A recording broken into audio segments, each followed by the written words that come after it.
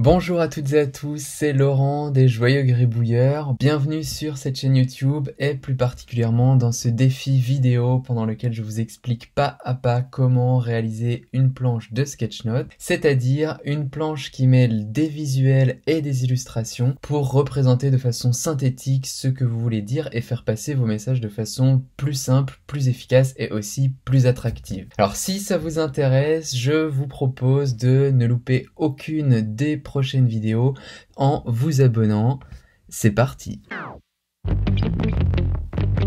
Alors, dans les vidéos précédentes, nous avions vu comment concevoir le brouillon de votre planche et comment la mettre ensuite au propre avec Procreate sous iPad et PowerPoint. Et nous avions commencé à regarder comment la présenter. Sachant que pour la présenter, comme pour toute présentation, on avait d'abord vu une règle d'or, à savoir le fait que si on fait lire les gens, on ne peut pas parler puisque eux ne peuvent pas lire et écouter en même temps.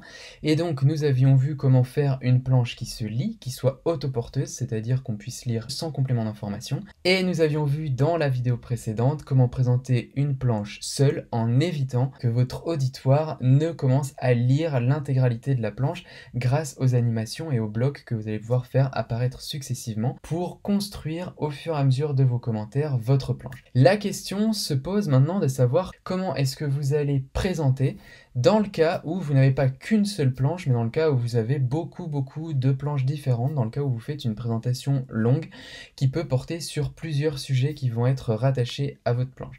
Donc c'est l'objet de la vidéo d'aujourd'hui, et si ça vous va, on y va après le générique.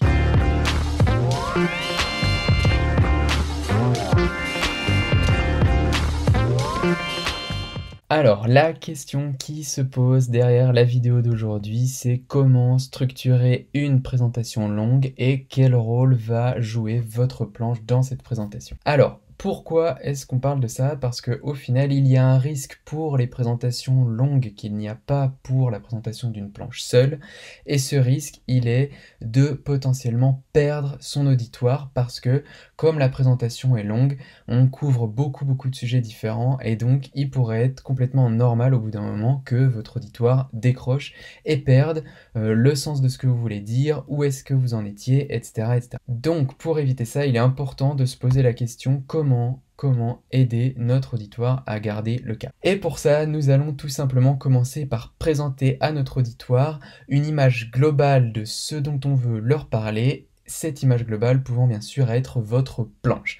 Alors pourquoi est-ce qu'on fait ça? Parce que, eh bien, en fait, une fois qu'on leur a présenté cette image globale, ça nous permet à chaque fois qu'on introduit un sujet un peu plus complexe, d'utiliser quelque part le principe de la communication efficace pour s'assurer qu'on rattache les éléments plus complexes à l'image globale qu'ils connaissent déjà, d'accord? Donc, si vous vous souvenez, le principe de la communication efficace, c'était d'orienter son message de telle façon que notre interlocuteur puisse le rattacher à quelque chose qu'il connaît.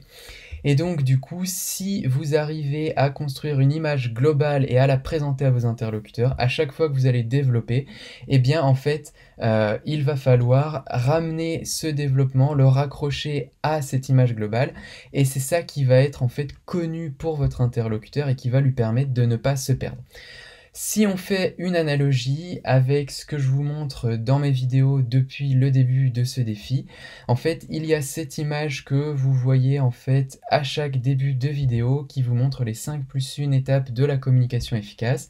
Je l'ai construite avec vous dans les toutes premières vidéos et ensuite, à chaque fois que je fais un développement, eh bien, je vous indique où est-ce que nous en sommes, qu'est-ce que nous allons approfondir et ça me permet de rattacher comme ça ce développement, cette précision en plus à une image globale que vous connaissez déjà. Alors finalement, on pourrait se dire que y a rien de bien différent par rapport à un plan de la présentation qu'on mettrait au début, si ce n'est que là forcément on va bénéficier en plus de l'ancrage du visuel pour vraiment aider notre auditoire à se retrouver visuellement dans où est-ce qu'on en est de la présentation, comme si l'image globale que vous construisez devenait un petit peu comme un itinéraire, un plan que vous allez en fait regarder regarder de temps en temps et qui va vous aider à mieux naviguer, à mieux vous orienter. Et donc cela va impliquer que quelque part, si vous cherchez à respecter en fait cette idée-là de toujours vous rattacher à une image globale au fur et à mesure de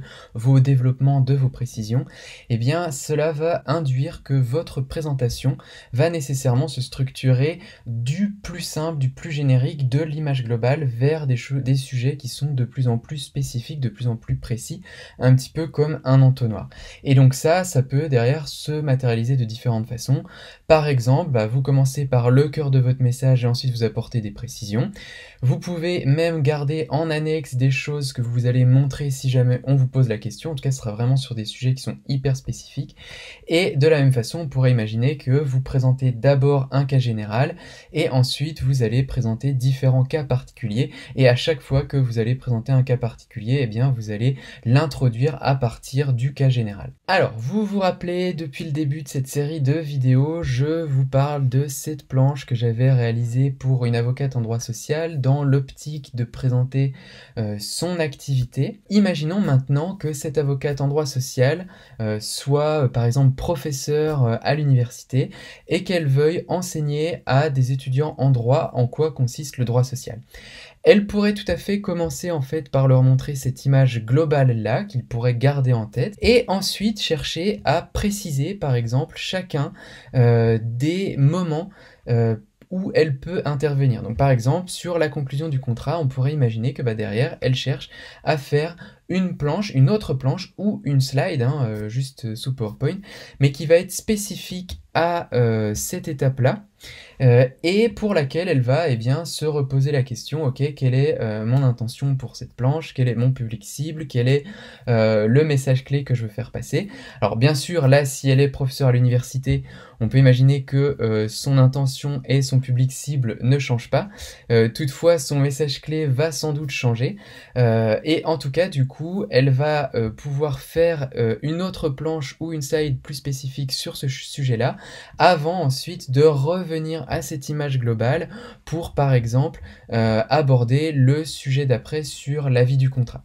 Donc au final, en fait, si on se fait un petit schéma, la façon de structurer une présentation longue revient grosso modo à ça, c'est-à-dire qu'on a ici une planche principale qui fait figure d'image globale, et ensuite on viendrait avoir une slide plus spécifique, avec éventuellement des slides encore plus spécifiques sur lesquels en fait on va apporter des précisions avant de revenir à l'image globale de cette slide-là, et de la slide encore plus globale ici, et de passer ensuite au sujet spécifique numéro 2, etc., etc. Sachant que, cette image-là, c'est hyper intéressant de la voir sous forme de planche de sketchnote, puisque ça va être, ce que je vous disais, un petit peu comme un plan visuel qui va nous permettre vraiment de nous situer en un coup d'œil sur où on en est vis-à-vis du sujet global. Et vous pouvez ici ensuite avoir des slides PowerPoint plus classique, on va dire, mais vous pouvez aussi tout à fait, bien sûr, refaire des planches de sketchnote, et ça après ça va dépendre du temps dont vous disposez, de votre appétence, etc. En tout cas, quoi qu'il en soit, moi ce que je vous invite à faire, ça va être de faire des planches au maximum visuelles avec un minimum de texte, encore une fois pour éviter que votre auditoire ne se mette à lire le texte qui a marqué dessus plutôt que de vous écouter. Voilà, donc c'est tout pour cette vidéo qui est en fait la dernière de l'ensemble des vidéos sur les 5+1 étapes de la communication efficace. Donc j'espère que cette vidéo vous aura plu et du coup toutes les autres aussi, que cet ensemble de vidéos vous aura plu. Si c'est le cas, comme d'habitude, n'hésitez pas à mettre un pouce bleu, à mettre des commentaires, ça fait toujours plaisir. Merci d'ailleurs à toutes et tous pour vos commentaires sur la vidéo d'hier ou sur les précédentes. Merci. Alors, je dois vous annoncer que j'ai pris la décision de ne pas faire les 30 vidéos de mon défi du mois d'avril. Je vais m'arrêter avant pour une simple et bonne raison, c'est que ça me prend beaucoup de temps et je suis fatigué. C'est vraiment un défi en fait de faire une vidéo par jour, voilà, donc ça n'empêche pas que je vous en referai d'autres et que de toute façon celle-ci n'est pas la dernière puisque je vais encore couvrir quelques sujets. Leila Beck en effet m'a envoyé une de ses planches, donc comme ça vous avait plu la vidéo commentaire de la planche de Lionel Borjo, eh bien on va faire la même chose avec la planche de Leila demain. Donc on va faire le commentaire, on va voir qu'est-ce qui est bien, qu'est-ce qui va bien, et ça va aussi nous permettre un petit peu de refaire un bilan, un récapitulatif de toute cette série de vidéos qu'on a vues jusqu'à maintenant. Et il y a aussi un autre sujet que je voudrais couvrir, qui est le sujet de faire des sketch notes en direct. Je vais vous faire part de mon expérience sur le sujet qui est assez limitée, mais je suis pas sûr de couvrir toutes vos questions, donc je vais faire au mieux et puis après on verra. J'espère en tout cas que ça vous plaira. En tout cas, je ferai aussi d'autres vidéos par la suite, il n'y a pas de souci, hein, mais ce sera plutôt à un rythme peut-être hebdomadaire ou toutes les 2 semaines, je ne sais pas encore. Quoi qu'il en soit, pour aujourd'hui c'est fini, donc il ne me reste plus qu'à vous souhaiter une bonne soirée et à vous dire à la prochaine. Ciao!